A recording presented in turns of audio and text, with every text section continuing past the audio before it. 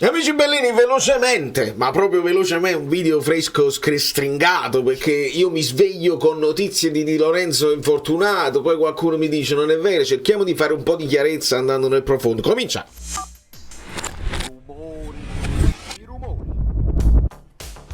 Non ho neanche tanto tempo perché Mazzar. A proposito, pare che Frankie Jeans, benvenuto sul canale, benvenuti a tutti i nuovi iscritti. Baci, voi ricambiate i baci con i like. E il like serve per far star bene Di Lorenzo, ve lo dico prima assolutamente. Facevamo questo perché io c'ho da fare, quindi in fretta. E ci hanno fatto sapere pure che l'Inter fa così in allenamento, sono cose loro, non c'entra niente Mazzarri. Ma andiamo a capirci qualche cosa, perché con un'analisi tattica io sono pronto all'unica soluzione possibile in caso in cui fosse vero. Però un attimo, perché noi il mattino mi pare che ha rimbalzato questa notizia e poi tutti a catena, tutte le cose di fantacalcio, tutto, perché è una notizia clamorosa. Se noi perdiamo, non abbiamo Liver, non abbiamo Mario Rui, non abbiamo Zanoli, non abbiamo neanche Di Lorenzo, mettiamo tutti e quattro i centrali in campo e buonanotte. E invece non è detto che sia così, perché se andiamo a vedere il report dell'allenamento, Bellini, gli azzurrini hanno vinto una partita, il che pure è una notizia, perché non va sempre bene. Com'è strana la maglietta senza lo scudetto, è proprio strano. Report allenamento del 6 dicembre, ragazzi, non piove, prima di tutto, sapete che il Napoli sta facendo tutte le post, allenamento con il vento, allenamento sotto la pioggia, proprio il SSC Meteo, lo dicono tutti su Twitter, preparano eccetera eccetera, e Di Lorenzo sta qua. Cioè, non si sicuramente potrebbe essere affaticato, potrebbe essere stanco, diverso dall'affaticamento muscolare. Stanco sicuramente lo è, perché comunque non può mai riposare, e comunque è uno di quelli che se la palla ti ha scavalcato, lui la corsa fino alla fine la fa. Non tutti. Queste tirate di orecchie a Zanoli 2 partite fa, tirate d'orecchie a Lindstrom la partita scorsa, tirate d'orecchie a quelli che non ce la fanno o non lo vogliono fare fino in fondo. Di Lorenzo sta qua con Zielinski, quindi molto bene. Sullo sfondo Zerbin, che è un'ipotesi, Rachmani, e il 14 chi è che indossava il 14? Era Raspadori che indossava il pantaloncino 14, non lo so. Qua c'è Osi, qua c'è Kvara, c'è Lindstrom dietro che comunque sorride, e Osimhen, Elmas eccetera eccetera. Ostica, va bene così. Successivamente il gruppo lavoro tattico è partitino in campo, la squadra di riscaldamento Torello, terapie per Oliver, che sappiamo che è infortunatissimo. Mario Rui ha svolto allenamento personalizzato in campo, si ipotizza un Mario Rui da recuperare, speriamo, o per il Braga, o magari con il Braga tu lo convochi e magari con il Cagliari recuperato. Zanoli ha fatto parte di seduta in gruppo e parte personalizzata in campo, quindi sta verso il recupero, non credo che possa essere schierato, perché quando ci dicono di Lorenzo dice ha già scelto, va Zanoli che però è infortunato, e come si fa? Oggi siamo a mercoledì, è un martedì pazzesco, domani la conferenza al mattino presto, io poi devo svegliare proprio di notte e subito si va in campo, quindi non ci sta tutto sto tempo di recuperare, e non ci dicono niente di Lorenzo. Di conseguenza noi immaginiamo che Di Lorenzo ci sia. Se poi questo video, sotto nei commenti voi mi dovete dire se questo video invecchia subito e ci confermano che è infortunato, ci sono 2 ipotesi, questa qui 3 ipotesi.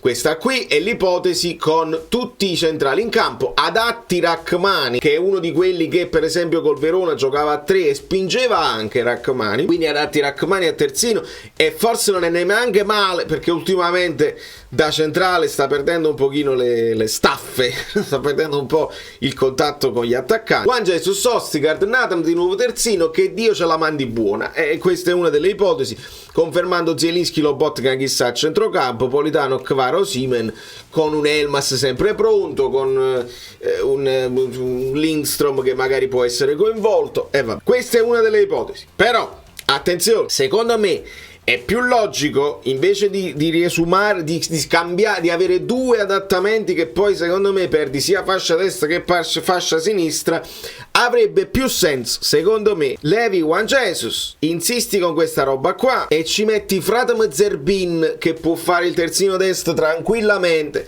lo ha già provato Mazzarri, è una delle idee che secondo me lui ha provato nel finale di partita proprio per vedere, e secondo me non è entrato manco male in quei pochi minuti, quindi questa è l'ipotesi più logica, non è far giocare Zanoli da infortunato al posto di Di Lorenzo. Poi c'è l'altra ipotesi, un'ipotesi remota, se Demme non fosse fuori rosa tu ci adatti anche Demme lì, non voglio adattare Elmas che deve stare in attacco, ci puoi adattare anche Demme qui, ma l'ultima ipotesi possibile è la difesa a 3, quindi ti metti con Rachmani, Ostigard e Nathan e lo devi fare per forza perché non c'è altro modo, ti devi coprire. Qui secondo me ci può andare anche Politano, ma avrebbe più senso secondo me, ha senso Politano. Allora facciamo così, si rinuncia a Zielinski, 3, 4 lo puoi fare con Politano e ci metti Zerbin di qua, secondo me ha più senso, ragazzi.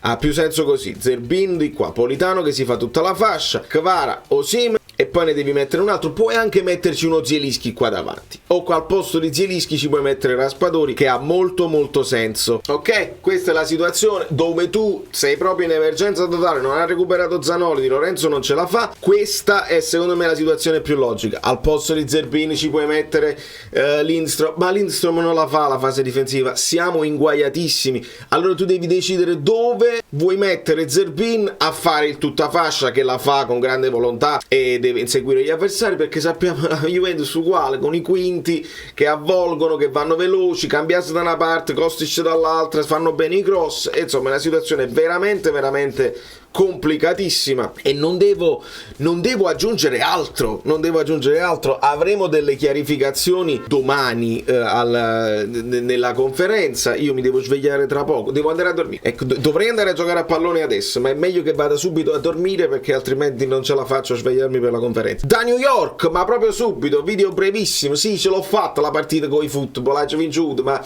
era sbagliato perché il Napoli era in casa, non vale, c'era Olivera in campo, non vale. Facciamo conto che non è successo niente e affidiamoci ai ragazzi che sanno, l'hanno capito quando hanno vinto, poi là tornando i ragazzi sappiano che nonostante la situazione difficile, se si vince a Torino si fanno i caroselli in città e li andiamo a prendere un'altra volta all'aeroporto. I ragazzi ci tolgano una soddisfazione, perché una vittoria del genere farebbe dimenticare anche quello che è successo con l'Inter, con il Real Madrid, e ti dà un entusiasmo pazzesco per per l'avversario che andiamo a sfruttare.